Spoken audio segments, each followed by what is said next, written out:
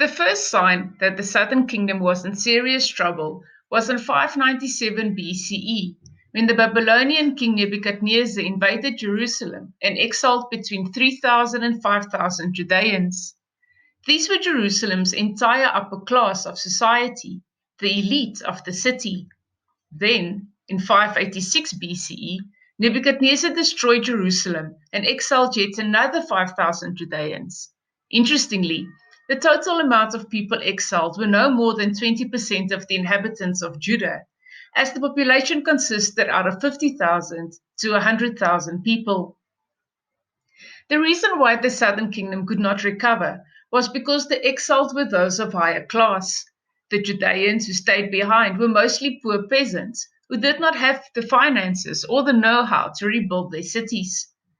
To add insult to injury, the Edomites took advantage of this situation and invaded the southern kingdom, shrinking the territory by a substantial amount. We read in the book of Obadiah how he tries to comfort the Judeans who stayed behind. According to Obadiah, Yahweh will punish the Edomites for their betrayal.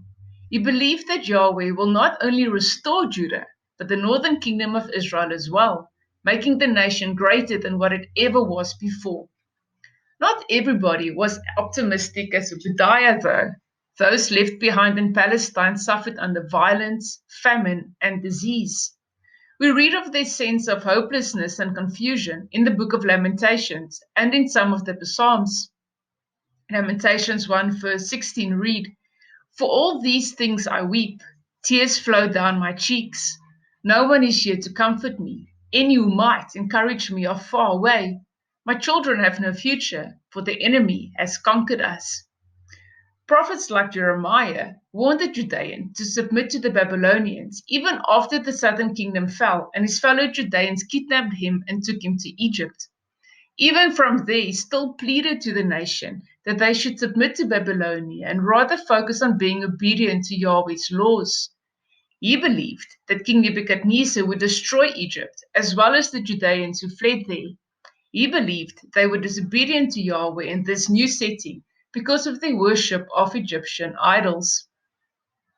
When Ezekiel was taken into exile to Babylonia with the first Judeans in 597 BCE, his message was extremely negative, with proclamations of doom towards the Judeans who were left behind in Jerusalem. His message became more positive during the exilic period, though, and he eventually envisioned a whole new world where Yahweh would establish a new cult, a new temple, and a new country.